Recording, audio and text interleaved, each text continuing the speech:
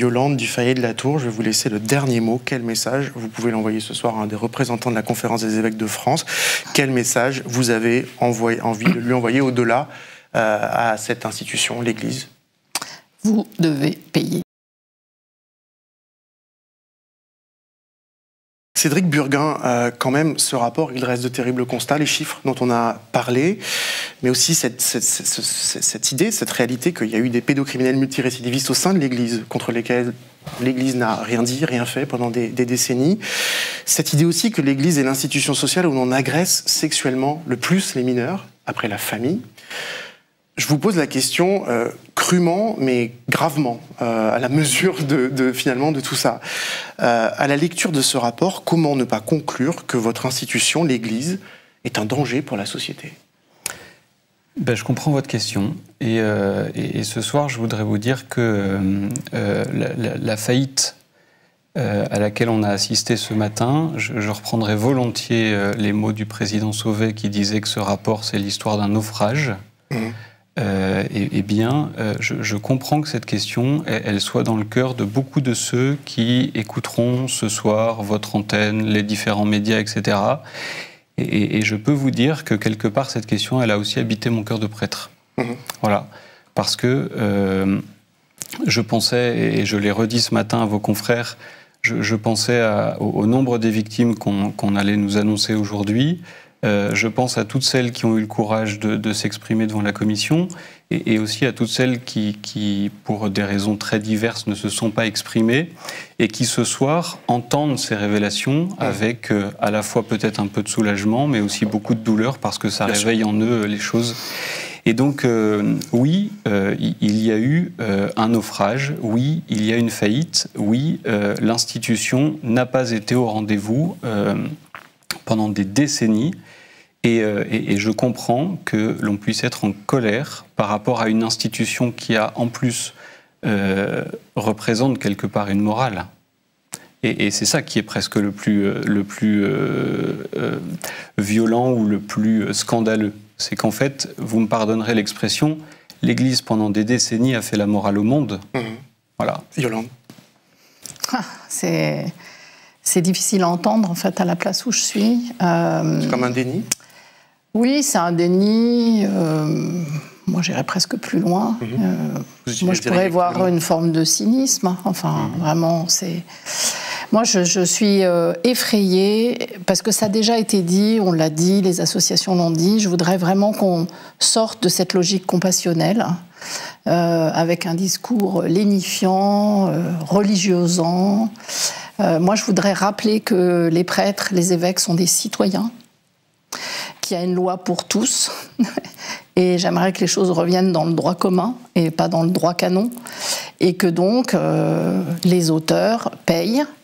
Et puis, vous savez, c'est comme dans une entreprise, je crois que ça s'appelle pour fait d'autrui, c'est-à-dire que quand un salarié fait des bêtises dans son entreprise, pour son travail, etc., il est, lui, condamné, mais son employeur aussi. Ben, c'est pareil pour l'Église. C'est-à-dire que oui, il y a des religieux, des religieuses, des prêtres qui ont fauté. Mais pourquoi ils ont fauté? Ils ont fauté parce qu'il y avait un système qui le permettait, et notamment la fameuse loi du silence. Donc la structure, en tant que telle, est responsable d'avoir collaboré, en fait, à la perpétuation de tous ces crimes et ces délits. C'est ça l'histoire du système. Donc, je ne peux pas entendre M. Moulin-Beaufort dire bah non, je ne peux pas le dire. Si, il va bien falloir payer. Enfin, c'est-à-dire, et ce qui est en plus, moi, alors j'ai quand même eu un peu de catéchisme, mais quand on va à confession, on s'accuse de sa faute, et puis il y a une réparation. Parce qu'en fait, la condition pour que la faute... Bon, eh bien, donc, ils savent bien ce que ça veut dire en termes, comment dire, humains. Donc, la réparation. Oui, il va falloir payer. Il y a des victimes qui attendent de payer leurs soins pour aller chez le psy, pour aller chez des médecins, pour aller chez des médecins spécialisés, pour faire des cures de sommeil, pour aller traiter leurs problèmes de surpoids, d'anorexie, etc. C'est très clair. Donc, il faut de l'argent et il va bien falloir payer. La SIAZ, elle arrête son travail aujourd'hui. Demain, il n'y a plus de SIAZ. Il n'y aura pas de comité de suivi, c'est bien dit dans le rapport. Autrement dit, à nouveau, là, c'est l'Église qui gère. Elle va gérer elle-même. un sujet que par ailleurs elle n'a pas su gérer pendant des décennies, couvrant même des violences sexuelles majeures. Yolande, est-ce que ça vous inquiète? C'est-à-dire les 45 recommandations de la SIAZ, il va en rester quoi? Ce que les fidèles de l'Église catholique et les citoyens français vont en faire, en fait. Je crois que maintenant, la responsabilité elle est dans les mains de chacun d'entre nous. J'ai vraiment entendu ce qu'a dit Jean-Marc Sauvé, en rappelant que les victimes ne demandent pas un don, mais considèrent la dette, et c'est bien un dû. Et ça, j'ai vraiment apprécié que les points soient mis sur les i et les barres sur les t. Moi, j'attends la création du tribunal interdiocésain. Pour moi, c'est très important pour dépaysager les différents dossiers. Et puis, une commission d'arbitrage pour les dommages. Et que ça doit être concret. Mais comme on sait que l'évêque est le patron, donc, en fait, très simplement, on va appeler, d'ailleurs on a lancé une pétition, il y a plus de 10 000 signatures.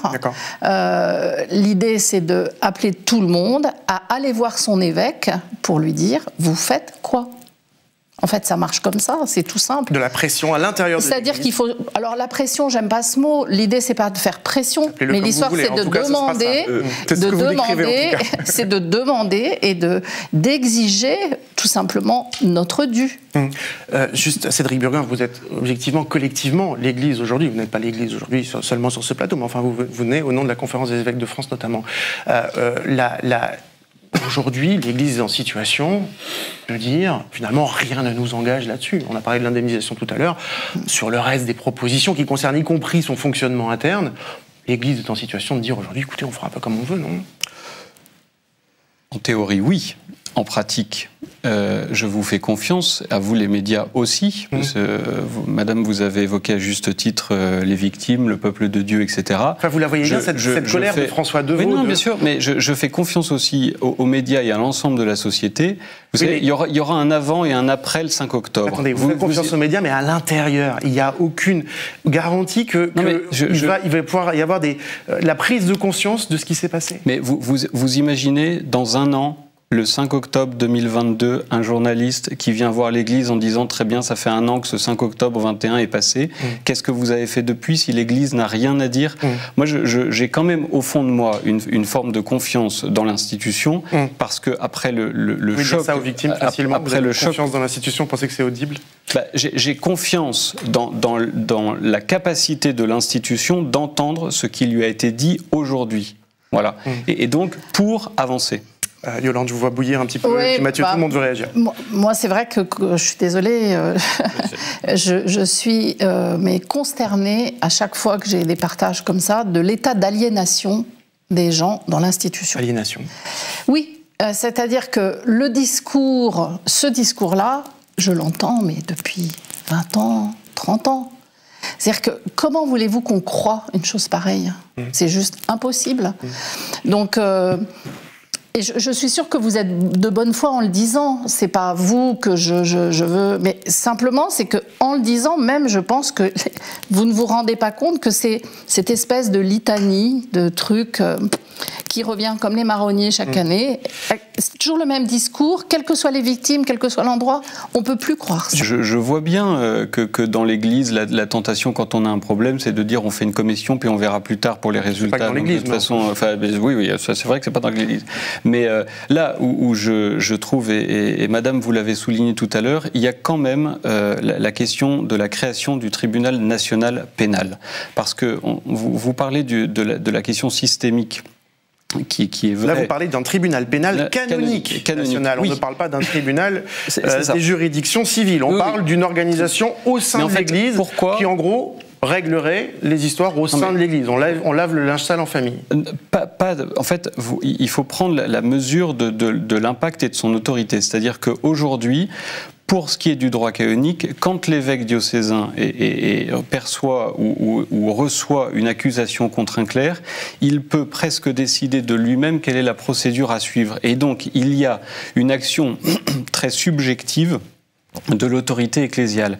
Et donc, c'est ce qui a donné aussi ce côté systémique, c'est-à-dire que là, pour le coup, on a pu laver le linge sale en famille, organiser des silences, etc. Et donc, un tribunal interne à l'Église permettrait de mieux laver le linge sale. Mais parce qu'en fait, par la saisine des victimes publiques, déjà l'autorité épiscopale est dessaisie de la manière dont elle va gérer ses affaires. Et donc, cette création-là permettra, je l'espère, que au moins le traitement de ces affaires soit fait. Excusez-moi, elle est où la justice civile, la justice pénale dans tout ça? Ah mais ça sera en parallèle de la justice étatique, parce qu'en fait l'obligation de dénonciation chez le procureur demeure. Et d'ailleurs dans une des dernières lois du pontife romain, du pape, il est explicitement demandé aux évêques de dénoncer à la justice étatique. Donc ça ne sera pas une justice qui va se substituer à l'État. C'est très important de le comprendre. Mathieu, un mot et ensuite...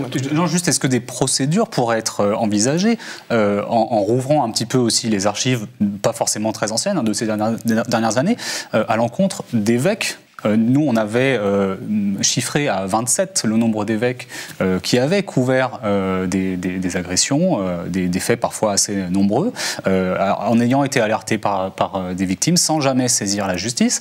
Est-ce qu'il est envisageable, est-ce qu'il est envisageable que ce tribunal canonique pénal qui sera mis en place traite ces dossiers-là? Ce qui est sûr, c'est que le pape, dans une de ses dernières lois, prévoit une sanction pour les évêques qui auront couvert. Alors, est-ce que c'est le tribunal national ou est-ce que c'est directement le tribunal du pape? Là, il y aura une question à trancher. Mais en tout cas, de toute façon, des évêques qui ont couvert, il y a déjà une sanction prévue par le droit canonique. Une question pour vous, Cédric Burguin, j'en ai une ou deux encore.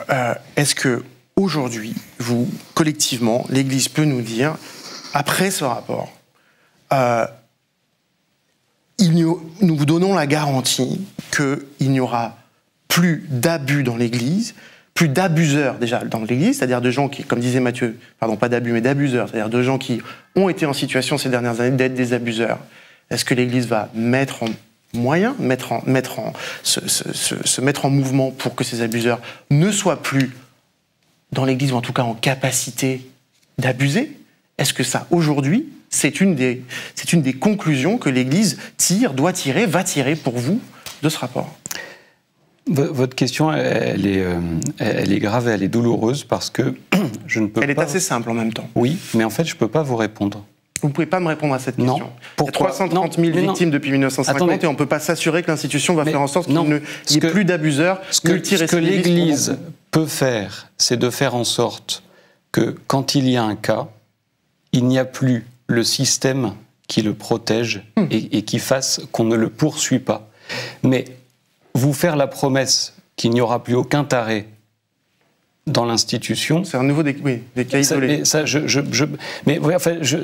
Honnêtement, je ne peux pas vous dire autre chose. Comment pourrais-je vous promettre que dans les séminaires... La question, c'est plus, est-ce que l'Église va mettre tout en œuvre pour que ces gens ne puissent pas nuire? Aujourd'hui, je ne l'entends pas dans ce que vous dites. Mais parce que comment voulez-vous que je puisse anticiper le fait qu'il y ait un crime ou un délit? Par contre, en fait, si vous Yolande Dufayet de la Tour, je vous vois lever les yeux. Moi, personnellement, je ne vous demande pas le résultat. Voilà. Je vous demande de mettre des moyens. C'est ça. Oui. Et de prendre la décision de mettre des moyens et de réformer vos comportements. Le résultat, on sait bien, il y aura des abuseurs et des délinquants sexuels dans toutes les institutions, etc. J'ai assez peu mais l'idée, c'est vraiment de mettre des moyens, de se mettre en situation et en capacité de réformer les comportements, de prendre des décisions concrètes. Enfin, nous, on connaît toutes les victimes connaissent des agresseurs sexuels en service. Dans des paroisses, en contact avec des enfants, avec des jeunes, avec des femmes. On n'a rien fait. Il y en a encore plein en service. Il y en a encore aujourd'hui, malgré ce rapport. Pour nous, c'est insupportable. Donc, qu'il n'y en ait plus, c'est pas ça qu'on vous demande. Mais que vous fassiez quelque chose pour que ça n'arrive plus, le moins possible, oui, ça, c'est ça qu'on vous demande. En tant que vous prenez la demande, individuellement peut-être, mais collectivement, la demande que ce genre de situation soit au maximum évité dans une institution comme l'Église après ce rapport. On en revient à la question de la sanction. Alors, il y a la sanction étatique et ensuite on en revient à la question de la sanction interne, c'est-à-dire la manière dont on sanctionne les prêtres délinquants et dont ensuite on les accompagne à l'intérieur de l'Église pour ne pas qu'ils puissent recommencer. Yolande Dufayet de la Tour, je vais vous laisser le dernier mot. Quel message vous pouvez l'envoyer ce soir à un des représentants de la Conférence des évêques de France Quel message vous avez envie de lui envoyer au-delà à cette institution, l'Église ? Vous devez payer.